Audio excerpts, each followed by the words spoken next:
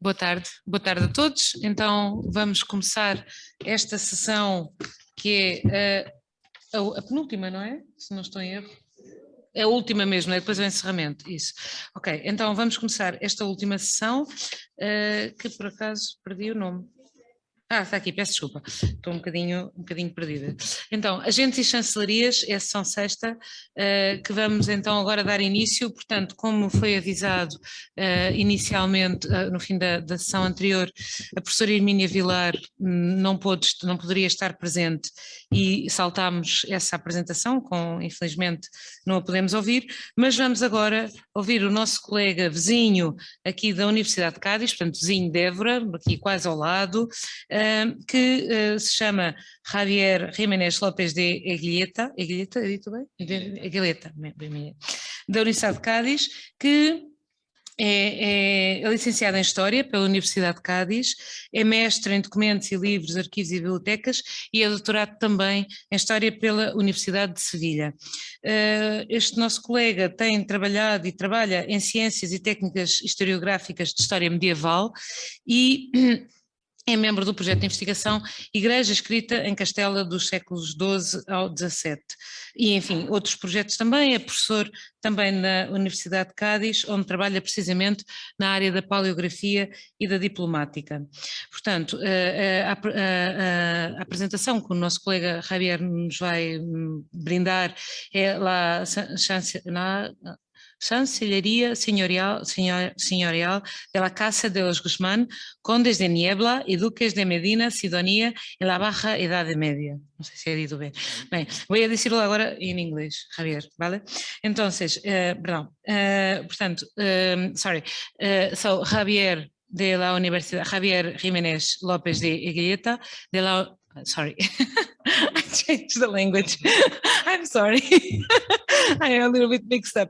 Sorry. So Javier has a degree in history from the University of Cádiz, and he has a master's degree from Documents and Books, Archives and Libraries, and a doctorate in history from the University of Seville.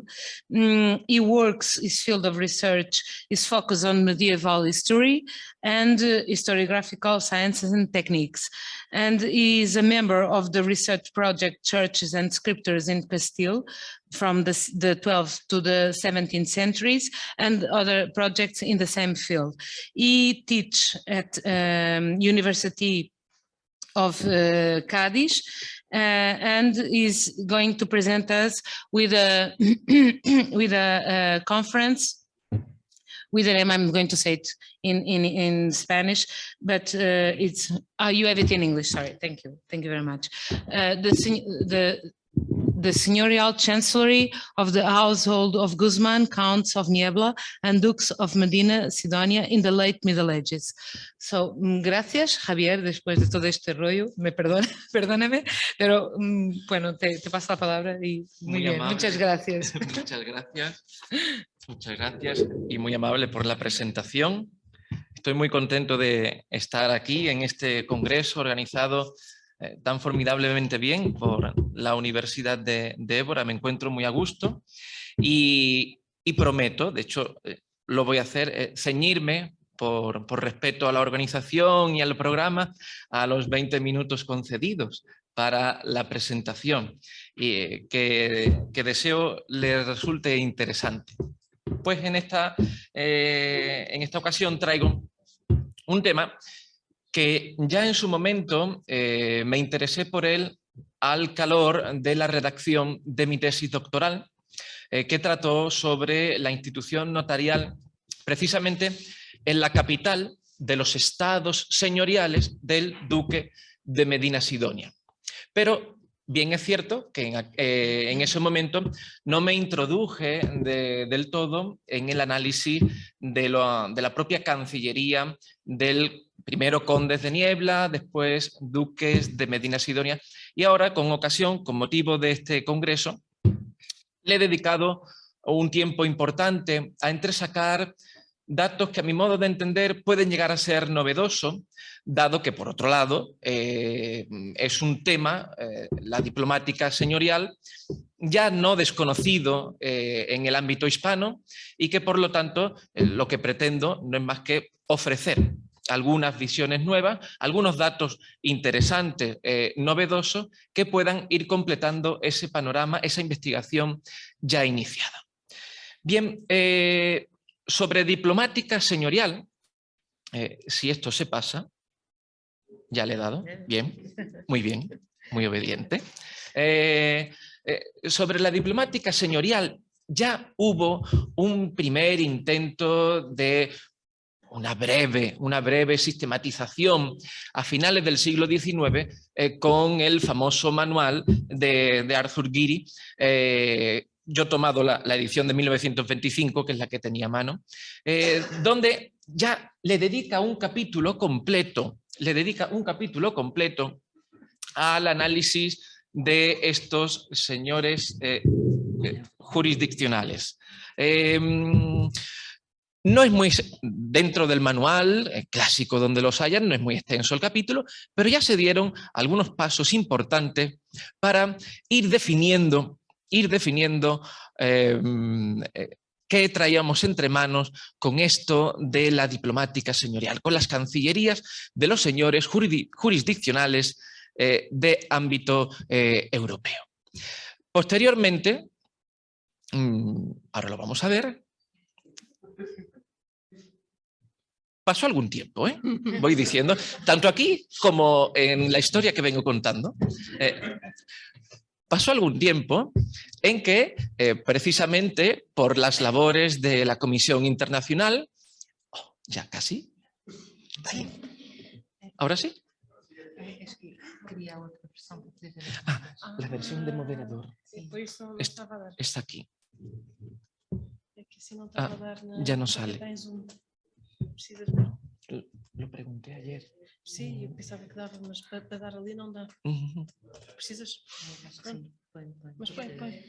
Bueno, sí, ahí, gente ahí mete... está. Aquí.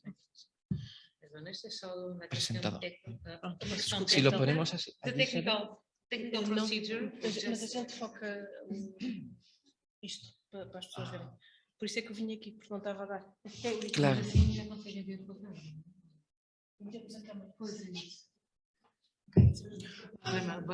Sí, muy bien.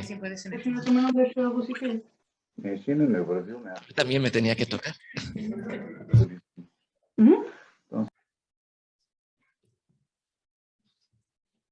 Ah, claro. Sí. Claro. Muy bien. Eso, pues. ¿Y se ve bien? Sí. Se ve, está bien. Vale. Ya está. Muy bien. Bien, pues sí, no he sido yo, espero que no se cambie. Pues entonces, continuábamos, que hubo de pasar algún tiempo precisamente con el fruto librario de la sexta edición del Congreso Internacional de Diplomática, que se celebró en Múnich en 1983, donde monográficamente se atendió a este tema de las cancillerías señoriales en la Baja Edad Media.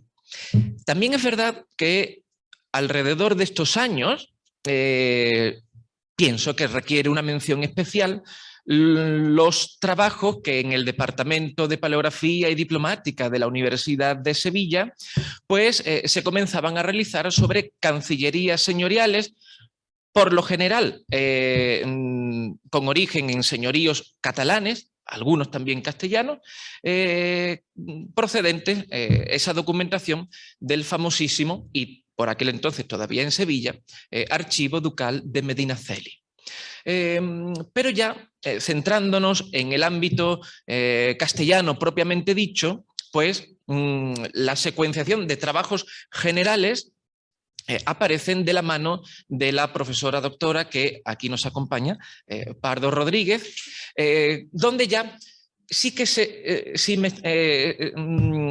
dan unos elementos clave para comprender la realidad del funcionamiento de las cancillerías señoriales castellanas en la Baja Edad Media. Son dos trabajos a los que hemos recurrido en numerosas ocasiones y que son bien conocidos, al menos por todos los que de una forma u otra estamos acercándonos a este tema de las cancillerías señoriales, que se siguió coronando en el tiempo pues con otro trabajo, Cancillerías Señoriales. De hecho, se llamaba, de la profesora doctora, también junto a nosotros, Sanfuentes, donde ya aquí sí que se dio un paso añadido más, puesto que se llegó a un establecimiento seguro, muy coherente de clasificación de las tipologías documentales emitidas en estas cancillerías señoriales y de la que nosotros, por cierto, también beberemos.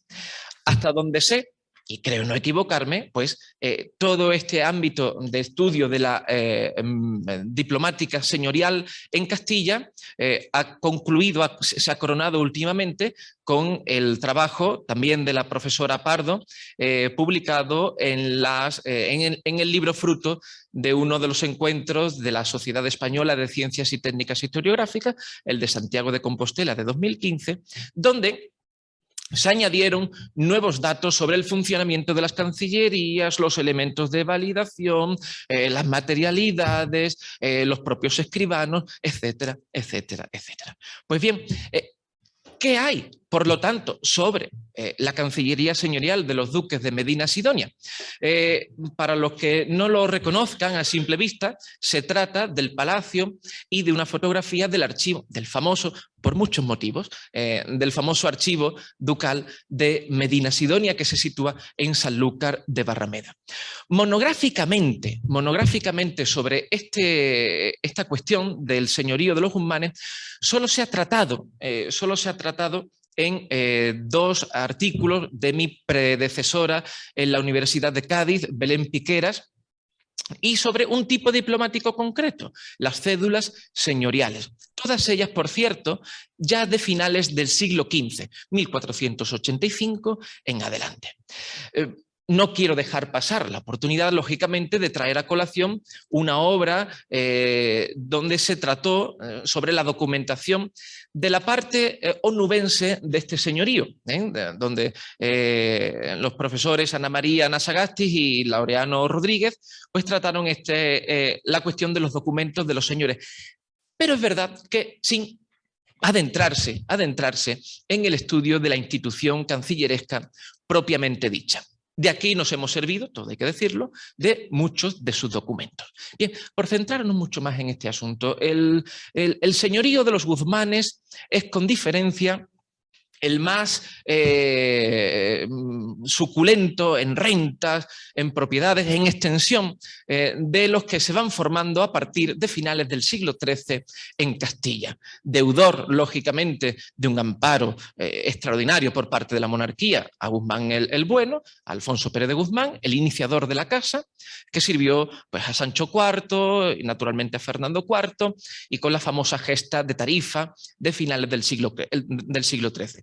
Lo que a nosotros nos interesa es que en un periodo de tiempo muy corto, se hizo, en menos de 3/4 de siglo, se hizo con prácticamente toda la costa atlántica del sur de la península, del sur de Castilla. Y eso implicó también pues, unos mecanismos de gobierno adecuados para el buen funcionamiento de la casa ducal y de todo el señorío.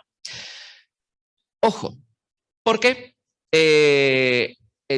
hacia 1367 pues, ocurre lo que podemos llamar una verdadera debacle en cuanto a la organización del archivo de la casa, puesto que el titular de entonces se equivocó de apoyos y apoyó a Enrique II en vez de a Enrique I.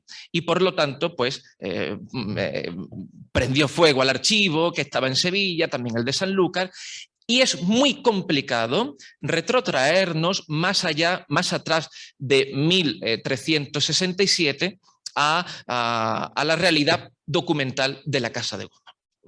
De hecho, no es localizado ninguno anterior a esa fecha. Es un proceso que lo explica muy bien Pedro Barrantes Maldonado en su crónica famosa de la Casa de 1541, Ilustraciones de la Casa de Niebla. Eso no quiere decir que no me haya interesado en rescatar alguna que otra dato sobre este asunto y o casualidad o suerte que en el convento, en el monasterio de San Clemente de Sevilla, en un documento ya posterior a la muerte de Guzmán el Bueno, de 1311, aparece el que podríamos tener como el primer escribano al servicio de el señor de Sanlúcar, Pedro Martínez, que actuaba en representación ya de la viuda de Guzmán el Bueno, María Alfonso, en un litigio con las monjas en unas tierras que había en Trebujena. Pedro Martínez es, por lo tanto, el primero del que tenemos noticia, pero hay otro posterior del siglo XIV, sacado a la luz por la profesora Pardo, Juan Martínez, que parece incluso que llegó a denominarse, a arrogarse el título de canciller, que es verdaderamente una rareza, puesto que no lo vemos a volver a utilizarse hasta el siglo XVI. Lo cierto es que el primer original de la Casa de los Guzmán, que yo haya podido localizar hasta ahora mismo, data de 1386. Bien, es cierto que mediante copia hay algunos anteriores, pero que no se pasan atrás de 1373. Por lo tanto, nuestro estudio no puede ser todo lo completo que quisiéramos. Lo hemos llevado de todas formas hasta finales del siglo XV y pienso que hay un momento clave en la historia documental de la Casa de Guzmán. ¿Cuál es? Pues la concesión del ducado de Medina Sidonia. Hasta entonces había sido solo conde de Niebla, y a partir de 1445 el rey Juan II le nombra duque de Medina Sidonia, con todo lo que ello implicaba.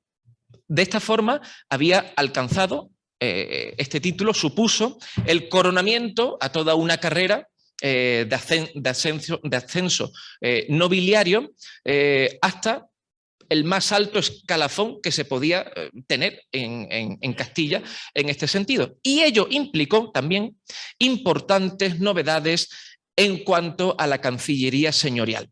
Precisamente creo que se debería estudiar de diferente forma la Cancillería señorial del Conde de Niebla y después a partir de los cambios que se producen con esta concesión, la Cancillería señorial del Conde de Niebla y Duque de Medina Sidonia.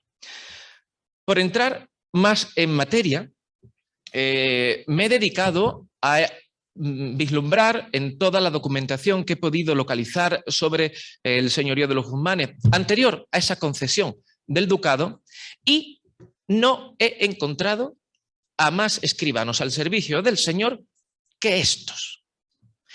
Y miren ustedes, 1409 es la primera fecha en la que un escribano participa con su suscripción en un documento. Hay documentos señoriales del del conde de Niebla anterior a esa fecha, pero no suscriben con él los escribanos. Es indicativo también, es sintomático también esta aparición tardía de los propios escribanos del señor. Eso sí, en la mayoría de ellos utilizan, durante su suscripción, la iusio notarial que hace suponer, casi con toda certeza, que estaría más o menos solemnemente organizada, donde habría otro personal subalterno con el que participar en las labores escriturarias y demás de esta Cancillería. Y de todos ellos, solo del último, de Antón González de Almonte, tenemos la seguridad de que empieza, por un lado, a utilizar el título de secretario, ya no de escribano solo, sino también de secretario, y sabemos que también fue notario del rey, cosa que no podemos saberlo con seguridad de los anteriores. Lo fueron también la tónica general en la casa, a partir de la segunda mitad del siglo XV, hace suponer, en ese caso, todos los escribanos del señor son además notarios del rey. Tiene mucho sentido. Un territorio tan grande que gobernar, si el señor se tenía que desplazar, se llevaba con él a un notario del rey que podía escriturar en cualquier lugar de los reinos y señoríos del rey. Por otro lado, en cuanto a los elementos de validación que he podido encontrar en la documentación manejada sobre el condado de Niebla, comienzan con únicamente la suscripción del señor, nada más. Desde el primero que tenemos, aunque sea en copia, 1373, hasta 1409, solo suscribe el conde, con su suscripción manuscrita, lógicamente, y con el anuncio previo en la cláusula de corroboración. ¿Qué otros elementos de validación podemos encontrar? Hay que esperar también un poco más, porque no aparecen al principio. Lógicamente, los sellos. De 3 tipos los he localizado. Y no en orden cronológico, pero sí quizás en solemnidad, el sello colgado, el sello pendiente, aparece por primera vez en un documento que se ha conservado de 1419. ¿Existía anteriormente el sello colgado en la casa de Guzmán? Puede ser, pero no ha quedado testimonio ninguno. El primero que hemos localizado es de esta fecha. Por cierto, y por desgracia, no hay un solo ejemplar, pero ni del primer momento, ni de la segunda mitad del siglo XV, ni del siglo XVI, que ya solo se quedó reservado al uso del sello de placa. Y a partir del XVI no he encontrado el uso del sello colgado. No podemos conocer la impronta, al menos por ahora, seguiremos buscando. Sí hemos conocido la impronta del sello de placa. Sí hemos conocido la impronta del sello de placa. Hay noticias de que existió en la casa desde 1417, aunque el primer ejemplar localizado data de 1456 en una confederación entre el rey y varios nobles de Castilla. 1456, aunque el que se muestra en la imagen es de 1491. Y lo traigo porque es la primera vez que se puede leer la leyenda completa. Al menos en este caso se conserva en el archivo de la Real Chancillería de Granada y pude leerlo con no cierta dificultad y decía: sello de don Enrique de Guzmán, en aquel entonces el señor titular, duque de Medina Sidonia, conde de Niebla. Un sello más, el de la poridad. Aquí me encantó la profesora Rosario ayer, un sigilo que es precisamente lo que aquí se utilizó para conocer, al menos solo en un caso, pero ya sabemos que existió, el sello de la poridad del duque de Medina Sidonia. Muy pequeño, menor tamaño, claro, un sigilo, y la cláusula de corroboración es maravillosa. Sellamos con nuestros sellos de nuestras armas, de nuestros anillos secretos. Bueno, formidable, formidable. Bien, estos modos de validación pueden ir ampliándose conforme avanza el siglo XV, sobre todo con la concurrencia añadida de otros oficiales de la Cancillería Real, pero que no distan de al menos el esquema que nosotros hemos planteado hasta ahora. Por otro lado, tenemos la tipología documental. Y aquí, recuerdo lo que dije anteriormente, me remito a lo ya apuntado por la profesora Sanfuente, también por la profesora Pardo, sobre la básica ordenación de la documentación emanada de las cancillerías señoriales. Documentos de merced, con solemnidad o en forma de carta, y los documentos de mandato y los documentos de relación. Es que precisamente en ese esquema he visto reflejado todo lo que hasta ahora he podido encontrar sobre la documentación de la Casa de Guzmán. Con exactitud. Con exactitud. Por lo tanto, se reafirma lo que se ha comentado, lo que se ha investigado hasta este momento en esta cuestión. Muy significativo que el propio todavía conde de Niebla, en esta pequeña imagen, dice al inicio de algún tenor diplomático, muy curioso, sepan cuánto es esta carta de privilegio. Todo esto son factores que habrá que estudiar con mayor detenimiento de cara pues, a la conclusión de esta investigación, de cara a su publicación, y simplemente me quedaría dar algunas notas sobre la ornamentación de los diplomas de la Cancillería Señorial de los Guzmanes.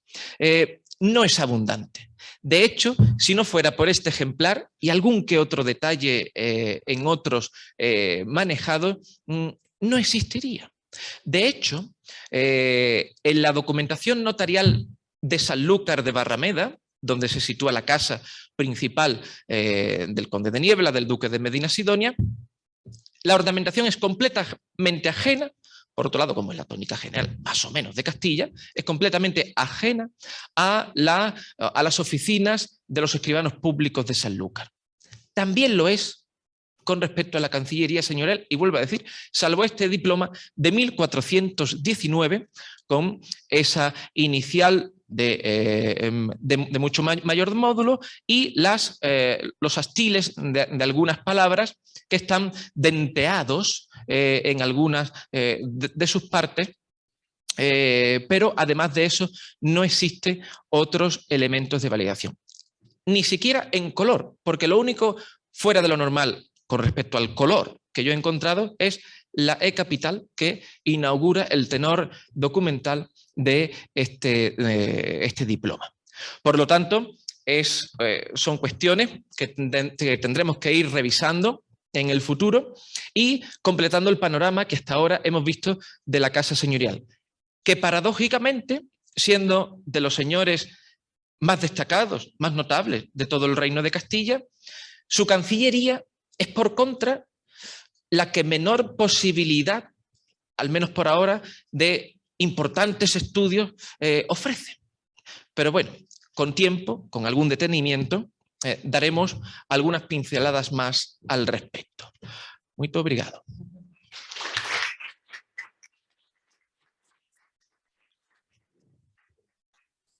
Javier, muchísimas gracias por haber cumplido el tiempo y muchísimas gracias por tu presentación tan interesante. I thank Javier for the time limit and for his very nice presentation. And now I move to Natalia. So Natalia from Brazil. It's a brother country. First I had a friend and neighbor country, now I have a brother country. So it's very nice to have Natalia with us from Minas Gerais. She's going to present us a presentation with the name Secretary Office of the Third Order of St. Francis in Mariana, Minas Gerais, Brazil, from the 18th and 19th centuries. And Mariana is graduated in history by the Federal University of Ouro Preto, and she holds a master's degree in art history by University of Campinas, and she is currently a doctoral candidate to the Federal University of Minas Gerais. She's been involved in the study of behavior and religiosity studies in the Brazilian colonial period, and she's worked a lot on the paleography. She acquired paleography skills on her work and participated in several congresses and a lot of work during her graduation and master thesis, I suppose, and also her PhD going on. Portanto, apresenta a Natália Casagrande Salvador, da Universidade de Minas Gerais, com uma comunicação intitulada, vou traduzir diretamente do inglês, o escritório, o gabinete, não sei se posso dizer assim, gabinete? O secretário. Ok, da Ordem Terceira de São Francisco em Mariana, Minas Gerais, no Brasil, dos séculos XVIII e XIX. A Natália é licenciada em História pela Universidade Federal de Ouro Preto e é mestre em História pela Universidade Estadual de Campinas, é doutoranda da Universidade de Minas Gerais atualmente e tem trabalhado na área do comportamento e da religiosidade do período colonial brasileiro. Tem desenvolvido competências na paleografia e tem participado em vários congressos. Natália, bem-vinda e vamos ouvi-la com muito gosto.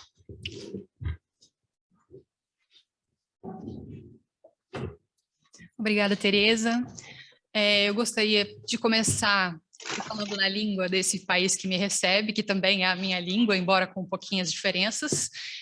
Gostaria muito de agradecer à comissão organizadora pelo aceite desse trabalho, por me dar a oportunidade de estar aqui falando na frente de todos vocês. E vou pedir licença, então, para fazer a apresentação conforme recomendado em inglês, para aqueles que têm um pouquinho mais de dificuldade ou estão com muito sono depois do almoço para pensar em inglês. Eu prometo que tem bastante documentos para entretê-los e também o meu espírito paleógrafo não me permitiu deixar só no idioma, já que a gente vive transcrevendo de um período para outro. Eu fiz o favor de deixar traduzido em português e inglês, assim você escolhe o idioma que você quer acompanhar.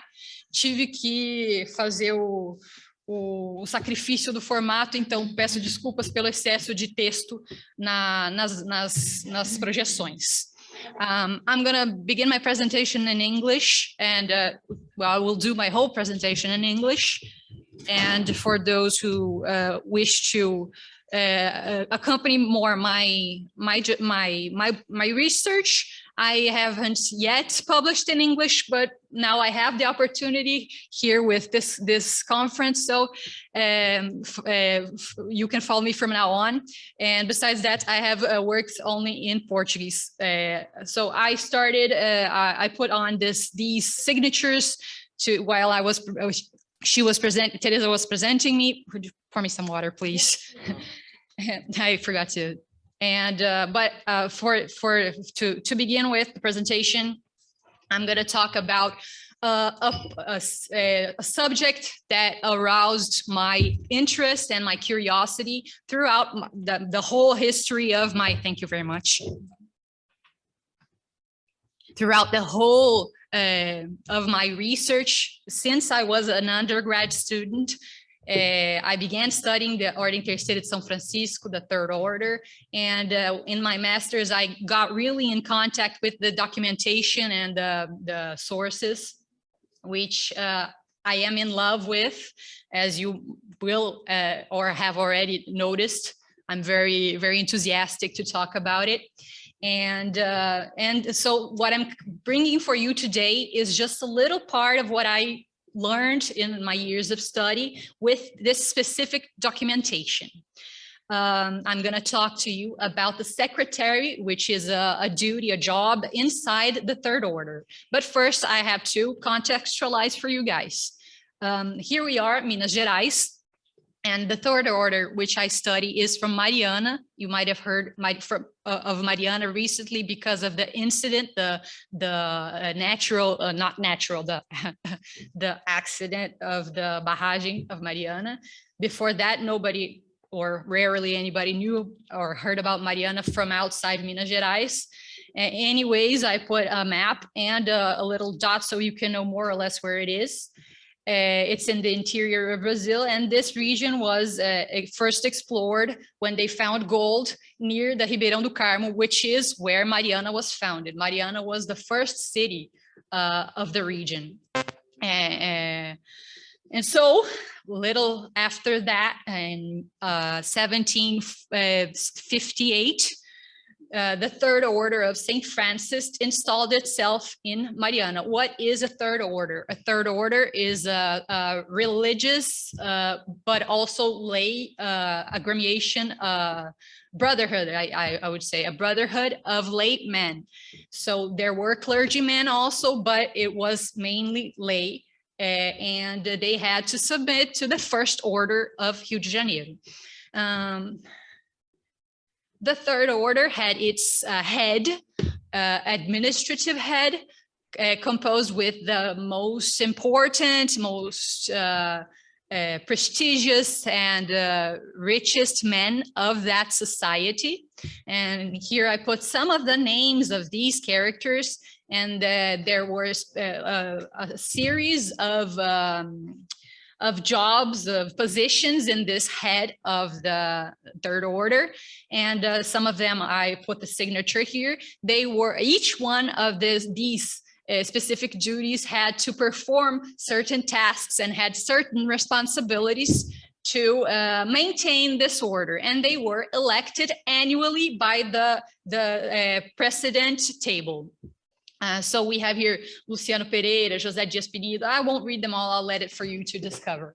But there were, from the main and more important position, more not irrelevant, but less participant, less meaningful to what I have noticed so far. They appear more like voting, or number for votes in the table. And in between those, we have the secretary. And what is the secretary? What does the secretary do? Well, we know through the statutes of the Ordem Terceira, the Third Order, which was produced in 1763 and approved in 1765, that the secretary would have to, I think I'm going to read the quotations in Portuguese because they are the original language, and maybe my translation is not so, so I wouldn't risk it. So please bear with me. Capítulo 4º, parágrafo 1º. Para evitarmos inconvenientes e prejuízos que a esta nossa ordem se possa seguir, ordenamos que o nosso irmão secretário, that is, our secretary, seja obrigado a escrever todos os despachos que se derem em mesa, os termos e assentos que se fizerem nos livros e suas declarações, e será nulo e de nenhum vigor tudo que por ele não for escrito. That's saying that the secretary was the person responsible for registering everything that was to become official in this order. So we can conclude that it's a very, not only a very important position and a very necessary position. And also, I put some of the secretaries, as I said, each year was elected a new table, a new head of administration, and with each election, the office of secretary changed. So we have lots of names throughout the years, lots of secretaries, and we would suppose lots of handwritings and lots of signatures. The signatures we already have here. Let me see. Okay, so who was to be the secretary? There were specificities that was demanded from the person that would have the privilege of being the secretary of the order. So they say, para secretário dessa nossa venerável ordem, se deve eleger nosso irmão muito inteligente e versado em contas, e de muito segredo, grifado. Prudência, grifo meu, tá? Prudência, atividade e limpeza de mãos, porque desta pende todo o crédito de nossa ordem. So, the secretary should be somebody of much secrecy. That is, you know everything that happens and everything that is decided on table, you should not spread that. And nobody else outside the table should know that, right? Okay, you see where I'm going there, don't you? Okay, so, and where were these registries made? They were made in a book of more than 200 pages, folios, front and verse, and they have more or less this aspect. Some of them are smaller, some a few are a bit bigger, but they have the introduction, the title, the data with the date, who was present and where, and the text containing the content of the meeting and their decisions. And in the end, we have the signatures. As you can see in both 3 pages, we have the signatures of all the men that were present in these meetings. And throughout the years, we have a lot of these termos, those minutes that are atas em inglês seria minute, where they register everything that was decided in the meeting. Registered by who? The secretary. Okay, so I have a close-up here of the ending of one of these documents. And well, since as I told you, I've been studying these documents for a long time. And well, I come to learn more and more things with people from all areas. And I specifically said to Teresa how glad I am that she's here, and lots of people from lots of different origins and disciplines and of different backgrounds, because that's very, very enriching for us in paleography. So I have a history formation. I'm a history graduate student, and but I have been trying to gain access to all the other areas that study documents and written documents, handwritten documents, so to learn more about it. And maybe you can notice that in the end of this little section, we have the signature of Pedro da Costa Magalhães, for who is more specialized or not, or who can read it. And you might notice that his handwriting seems a little different from the text, but as I learned with Professor Alicia Duha, which I thank very much for so much knowledge that she's given me. I recently had a course with her about identifying handwritings. And so that made me rethink what I'm seeing. But perhaps in this case, it's just because he's writing his name. And when we sign, our signature is a bit different from our regular handwriting. Okay, so that might mean nothing. Okay. But as a matter of fact, that's not always what happens. Sometimes we see a handwriting and we really can't put that together. Do you guys notice? Can you observe some discrepancies between security in holding the pen in the first and the last examples here? It seemed a little shocking, too exaggerated for me. And for a long time, I thought, and even colleagues of mine also suggested that it would be like I'm tired of writing and I just slop it here, or else I stopped writing and then I came back and wrote in another time, and then the handwriting got different. But it seems a little too different. So I was like, okay, what is this? What's going on? Because it could well just mean that the secretary wrote the minute, stopped, and then brought it. Let's all sign, and I'll finish here, and let's all sign. Okay.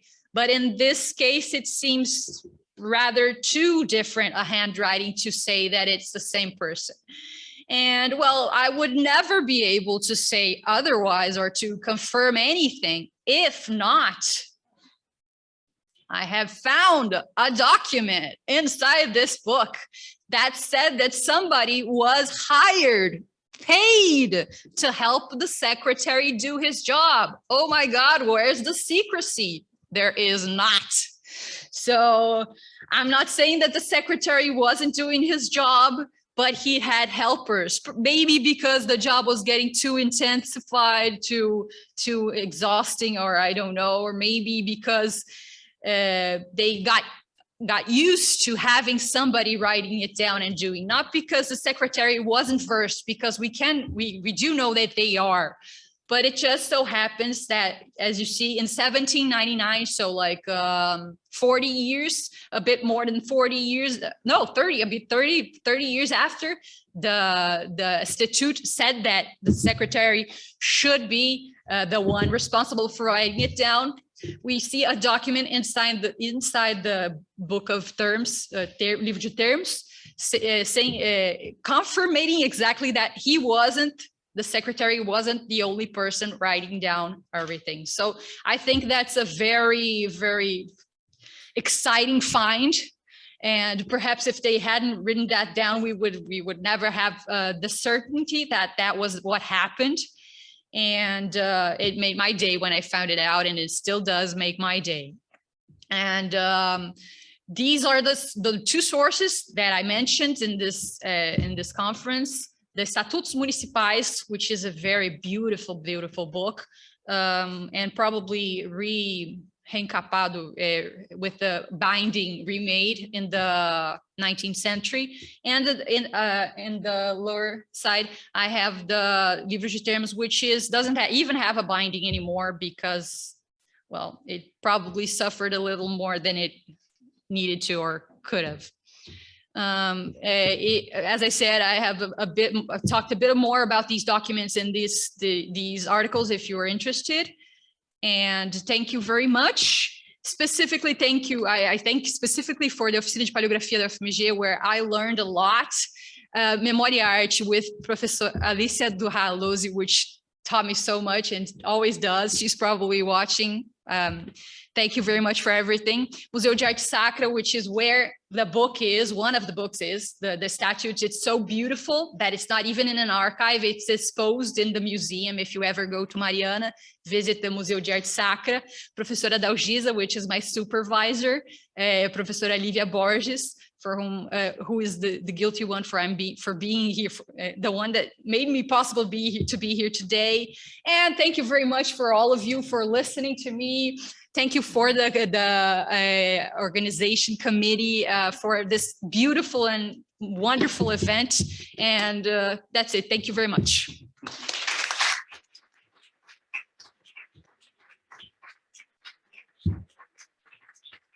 So I thank Natalia for her such an enthusiastic presentation, in fact. And thank you very much. It was very nice. And now we can open for a discussion, a debate on the presentations.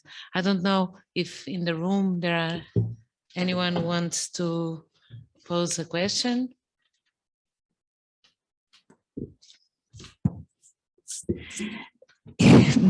Bueno, no creía que fuese necesario utilizar el altavoz. En cualquier caso, dirigido al doctor López de Guileta, el gran problema de la casa de Medina Sidonia es precisamente el saco al que le somete Pedro I a la ciudad de Sanlúcar y a sus casas en Sevilla, porque vamos, los que conocemos un poco la historia de la Baja Edad Media de la ciudad, de la actual ciudad de Sevilla, sabemos que la cosa iba, la oligarquía iba entre los Ponce y los Guzmanes, por lo tanto ese es el gravísimo problema. A partir de ahí, pues es absolutamente lógico, como usted ha comentado, que una casa con tal nivel de, diríamos, de influencia y de poder territorial, influencia además aportado claramente por el rey, quien controlaba el estrecho, todo el estrecho y toda la zona atlántica de Castilla, de la actual Andalucía, ¿no? Era Medina Sidonia, bueno, y le dejaron un poquito a Medinaceli el puerto de Santa María, Por eso los Reyes Católicos fundaron Puerto Real, porque era el único sitio que tenía la corona para poder controlar la situación, ¿no? Entonces, claro, ese saco que fue, a raíz de las crónicas, por lo que sabemos, fue bastante duro, eliminó el archivo. Y es que además lo dice así Barrate, eliminó el archivo y las posibilidades quizás de que encontráramos una documentación más rica, sobre todo del primer periodo. A mí me resulta raro, pero lo entiendo perfectamente en el contexto, que en los primeros años del señorío el señor no se exprese a través de, del pergamino. Me estoy acordando de pues el señor de Valdecorneja, que era un señor que estaba en medio de Castilla, o sea que nos estamos hablando de un gran señor territorial, en un documento que está reproducido en Chancillería de Valladolid, porque formaba parte de los documentos de prueba de un pleito, estaba expedido en forma de carta abierta, teniendo en cuenta que es una terminología real, forma de carta abierta, y validado con un sello de cera, del que solo se conserva el hueco, y está suscrito y no aparecen notarios suscritos por el señor. Entonces, si eso ocurre en una situación donde la importancia del linaje y del territorio que se domina es bastante menor, si lo comparamos al mundo de los Medina Sidonia, es posible y no es descabellado suponer que existiría. El grave problema es eso. Pedro I, que a unos nos cae mejor y a otros peor, sometió a sangre y fuego a los enemigos. Luego ganaron los otros, pero claro, los otros lo que hicieron fue darle el título del condado y ponerle eso, pero ya no pudieron reponer la gran pérdida documental que supone. Teniendo en cuenta también otra cosa, que lógicamente la documentación de los señores llegarían a los distintos lugares, claro, a los distintos lugares sobre los que se tenía la jurisdicción. Medina Sidonia está perfectamente, yo diría, transcrito, no estudiado seriamente, pero transcrito. Niebla, igual. San Lucas, en principio es lo que tenemos.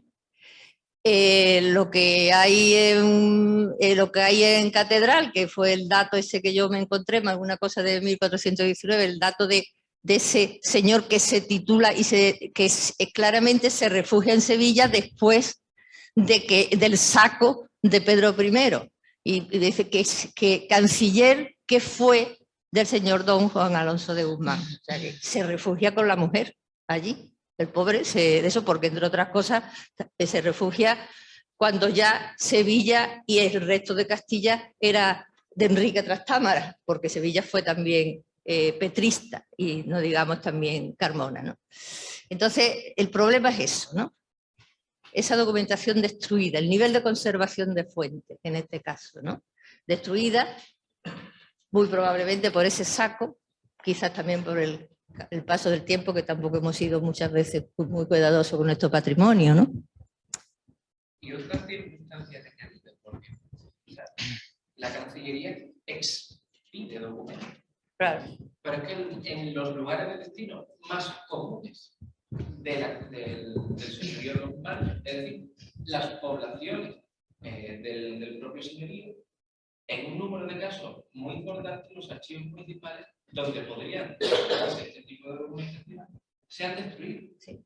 Digo Vejer, digo Conil, digo Chiclán, digo San Lucas, quemado en el 31, y lo que hay en Niebla ha salido ya publicado, y no es mucho. Y le supo Cartaya. Sí, sí. La zona de Huelva. También. Por lo tanto, es un problema añadido al de la destrucción y saco de Pedro I. Porque claro, después de la destrucción, pongamos un periodo generoso de recomposición, debería haber aumentado la cantidad de documentación y tampoco es así. Por otro lado, registros cancillerescos del señor no existe, pero ni en el 16. No se practicó a lo mejor. No lo sé, porque no hay tampoco... Sí, sí, es complicado, complicado. May I pose a question? I will do it in English and then in Spanish. But from 1373 till 1409, you have no clerk for the documentation, but you have documentation from that period, don't you?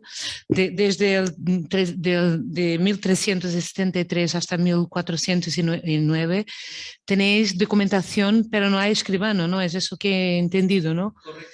Y eso no es un poco raro, me parece a mí, ¿no? Que no entiendo nada, pero me parece un poco raro que un señor como este no tenga un escribano que escriba sus órdenes para que lleguen al final de su territorio, ¿no? Las cargas no se hacen solas. Hay un escribano, 1, 2, 3, no lo sé.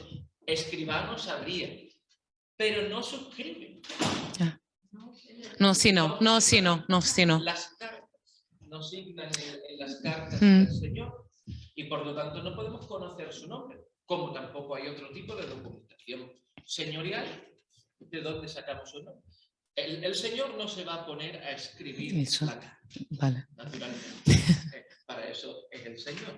Pero, ¿cómo se llaman esas? Y además, en algunas de las cartas que hemos visto, la suscripción del Señor, la mano, no coincide con la del texto, claro, evidentemente. Hasta 1409 es la primera vez que los escribanos participan con el Señor en los documentos. Do you think that means that the clerk start to have a different position in relation to the landlord, because he now can sign the documentation, can write his name on the documentation? ¿Te parece que los escribanos pasan a tener una posición distinta delante del Señor porque ya pueden firmar su nombre ahí, pueden poner su nombre? ¿Te parece que eso es una visión distinta de los escribanos delante del Señor? Podría ser, pero yo creo que en este caso el hecho de que concurran los escribanos a los documentos con el Señor, me parece, no lo he apuntado en la intervención, ahora lo hago, que puede estar relacionado con una reorganización que hace el segundo conde de Niebla, tras la muerte del primero, donde reorganiza también el notariado de las escribanías públicas de la ciudad. Probablemente le afectó también a la casa ducal. Y también hay que tener en cuenta que si hay una mala relación con el rey, poco carteo va a haber, por lo tanto la mímesis se frenaría. Cuando esas relaciones se pacifican y empiezan a llegar documentación real a la casa señorial, puede ser que los escribanos digan, oye, aquí hay. Porque desde luego al Concejo de San Lucas no llegan cartas reales. No conozco ninguna ni referencia. Por lo tanto, después del saco de Pedro I, pacificadas las relaciones con la corona, puede que llegue más documentación del rey y a partir de ahí empezar esa mímesis que tampoco es tan exacta. La hay, pero tampoco es tan exacta. Habrá que seguir investigando. Muy bien. Sí, y otra cosa que te quería preguntar, que es la cuestión de la ornamentación que ha mencionado también, porque me parece un poco raro, tan poca ornamentación. Pensaba en los libros de horas y todo, ¿no?, de ese periodo que está tan lleno de ornamentación, cosas tan ricas, y que la documentación oficial de una casa tan importante como esa, que no tenga ornamentación casi ninguna. Bueno, no tiene ornamentación. I'm just saying that from that period, the same period, the Book of Hours are full of illuminated, great, I forgot the word. Yeah, full of illuminated image, and it's not, I was not expecting that the official documentation doesn't have any or almost any illumination, considering the house that we are discussing here. No existe.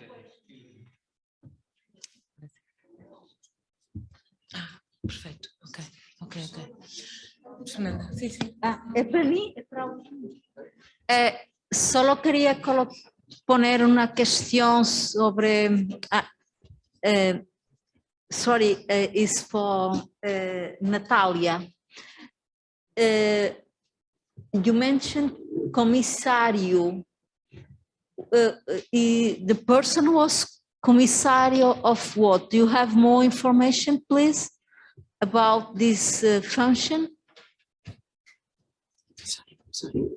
Yes, it was the only, not the only, but the main duty that was being in the head of the third order, that the person that should be religious. So it should be a priest or clergyman. Yes, yes. He was the religious supervisor of the order. So sometimes comissário, sometimes comissário visitador, which is somebody that comes from Rio de Janeiro to verify. Inquisition. No, nothing to do with Inquisition. No. Yeah. It's just the name of the office.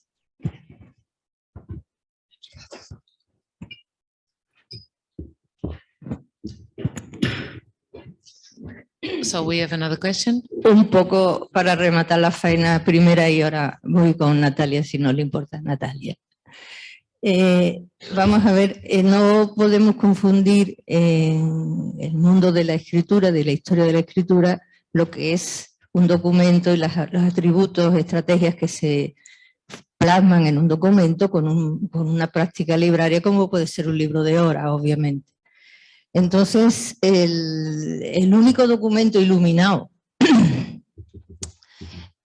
de manera oficial, entre comillas, en cuanto a tipología documental en Castilla, que sale de la Cancillería castellana, es el Privilegio Rodado. Con independencia de que haya algunos documentos que por el cliente, que es el que paga las tasas de Cancillería, pida que tenga una determinada ornamentación, etc.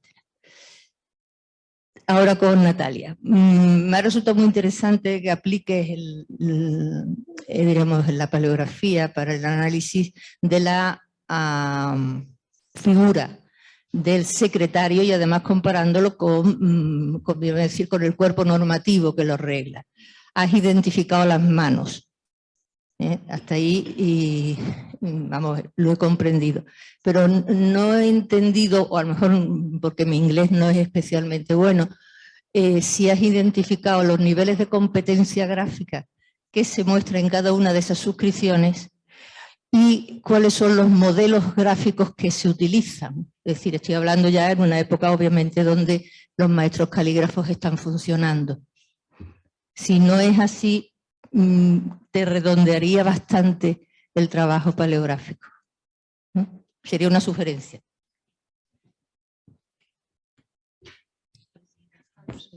Sim. A senhora prefere que eu fale em português? Ok, com licença, então.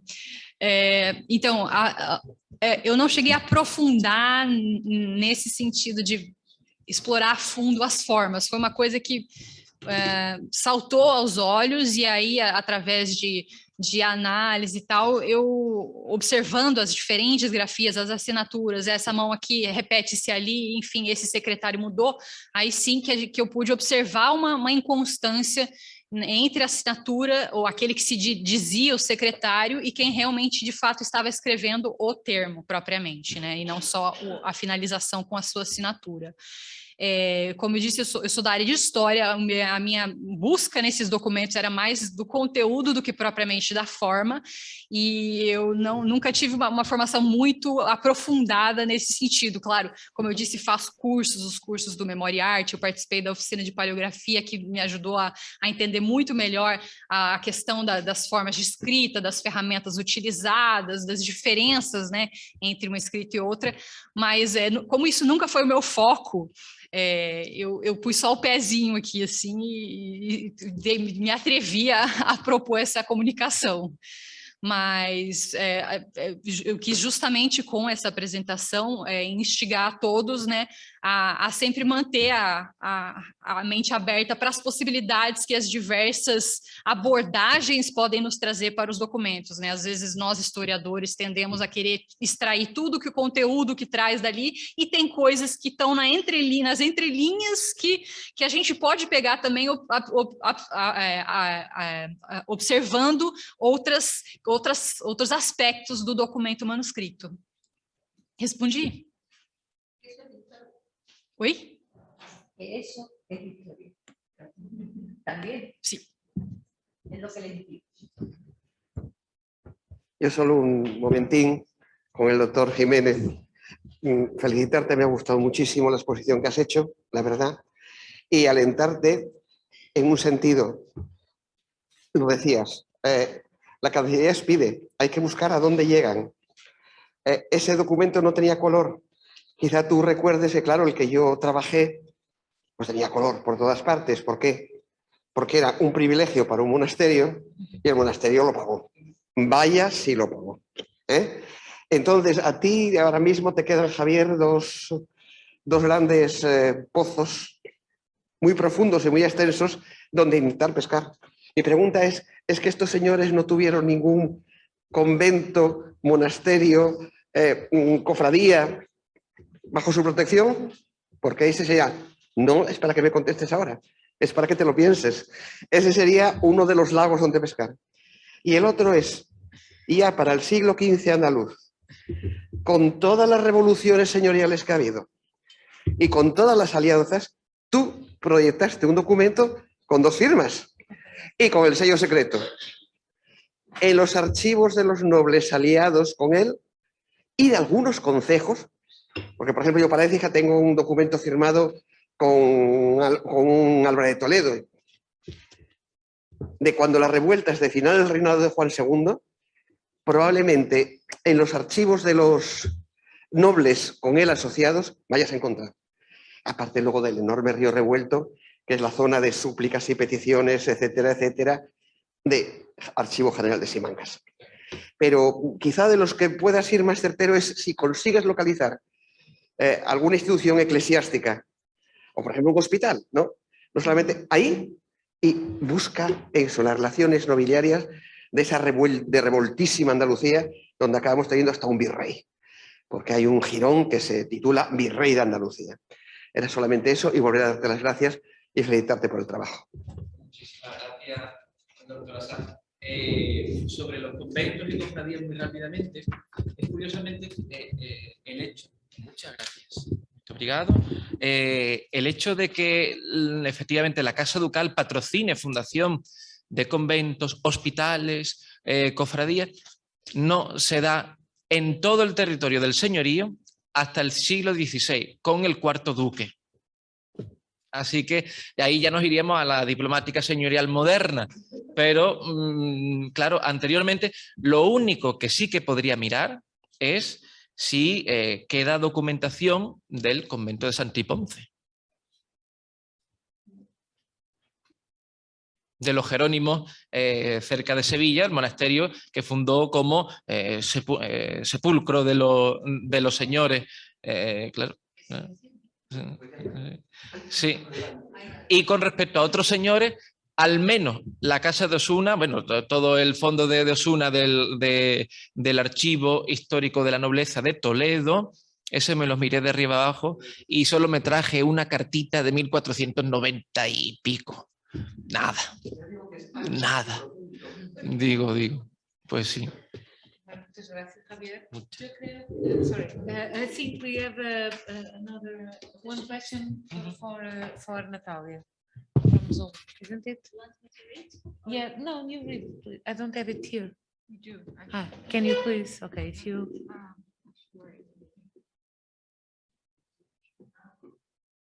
Okay. Okay, I have a question, so I'm going to read it. I think you can also see there, but okay, I'm going to read it. I have a question for Natalia. First of all, well done for your fascinating presentation.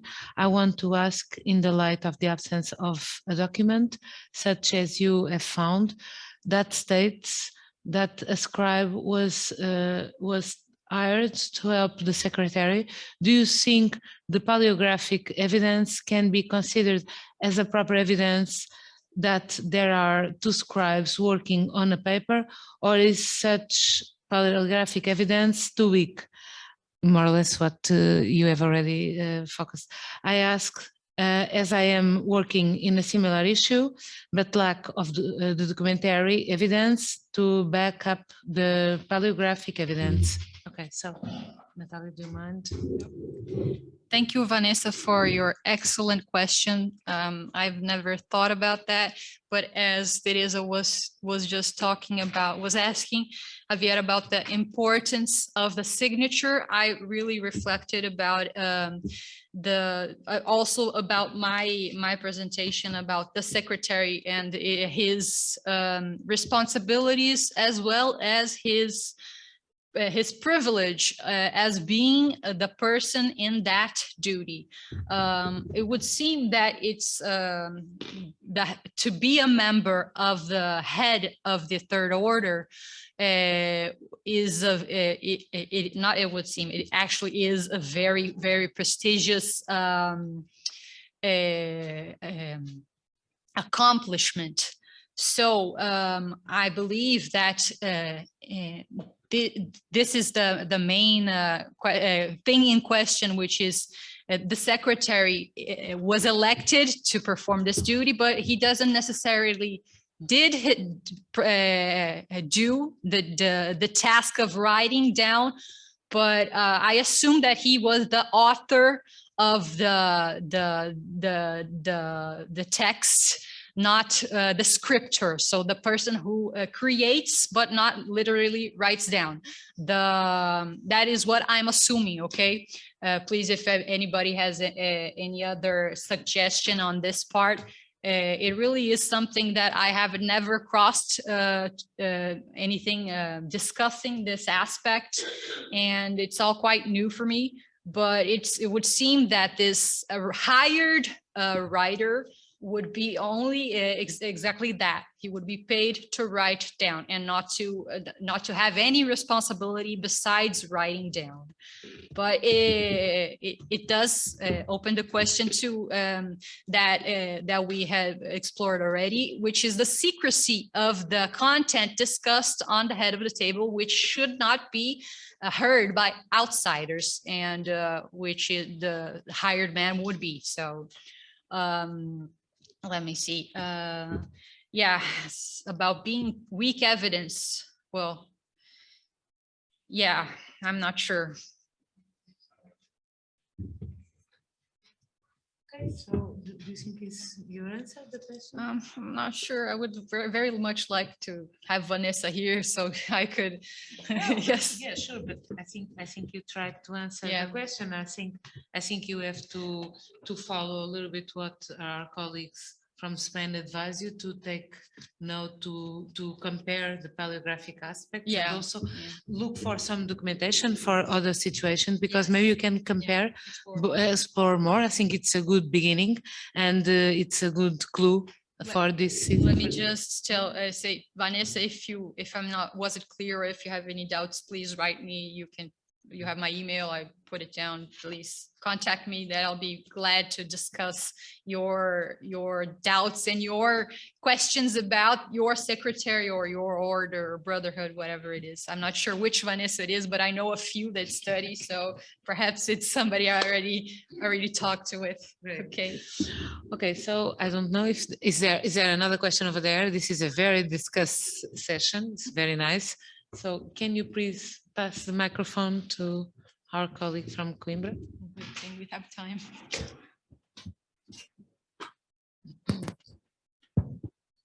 Ok, boa tarde, Natália. A questão era para si.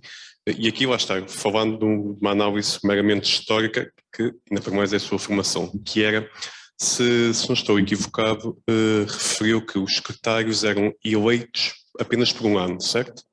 Pronto, a minha questão é se, ao longo da tua análise, verificaste quase como uma espécie de cursos, ou seja, desde o momento em que alguém entra na própria ordem, porventura acaba por ser eleito por um ano para secretário, e se consegues encontrar aqui uma rotatividade dos próprios secretários ao longo dos tempos em que sabes que eles permanecem ao longo da ordem.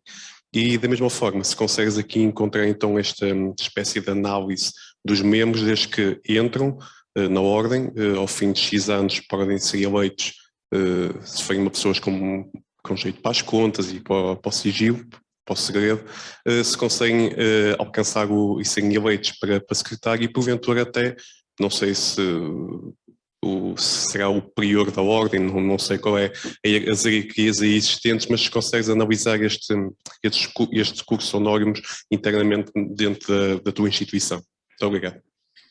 Se puder responder em inglês, porque assim as pessoas percebem que consegue, é difícil. Sim, não consigo. Yeah, I was asked to answer in English. I hope you don't mind. Okay, thank you very much for your question. As a matter of fact, it goes directly with what I am researching in my doctorate.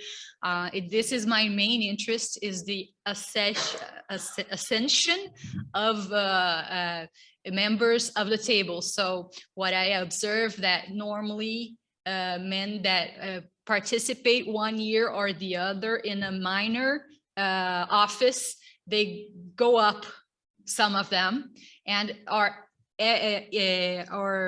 sometimes very frequent throughout the years, and every time with a better office until they get to it's not prior, we don't call prior in the third order, we call it ministro.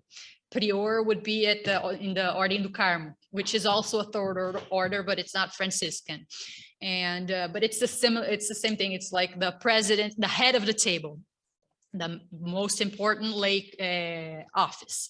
So I do see that not only they are elected for a year, sometimes they get re-elected, or sometimes they stop 1 year and then they return as in another office as a treasurer or as a type of lawyer. I'm not sure what the name would be, and sometimes they come even as minister or ministro, né? So I do see that a lot, and that is exactly, not exactly, but mainly what I am interested in understanding in my thesis, the ascension and also the irresponsibilities, the not quite on the norm action and behavior of the brothers that participate in the head of the administration. A questão se todas aí algumas relações quase de nepotismo dentro da própria ordem, ou seja, muitas vezes até nas atas de variação aqui em Portugal encontramos algumas relações familiares que acabam de favorecer a ascensão para certos cargos. Okay. Também consegues encontrar isso na Well, we have a very different context because we are in Minas Gerais, and Minas Gerais is very new considering. So there are a lot of men and single men and also clergymen, because Mariana was the head of the Bispado, né? Founded in 1745. So we have a lot of single men or that men that don't have family, but we do find some types of brothership or fraternity relations. I have seen that lots of these men live in the same region of the city, which is the best street of the city. Some of them, lots of them are priests. Some of them are related, like I have an uncle and sorry, a nephew. And I have a brother-in-law or father-in-law. I do have something like that, but not very, very noticeable, just because it's a very different context. Okay, so is there any more questions? No? If not, I think we can finish, and thank once again to Javier and to Natalia for their beautiful presentation and all this discussion that we had so long.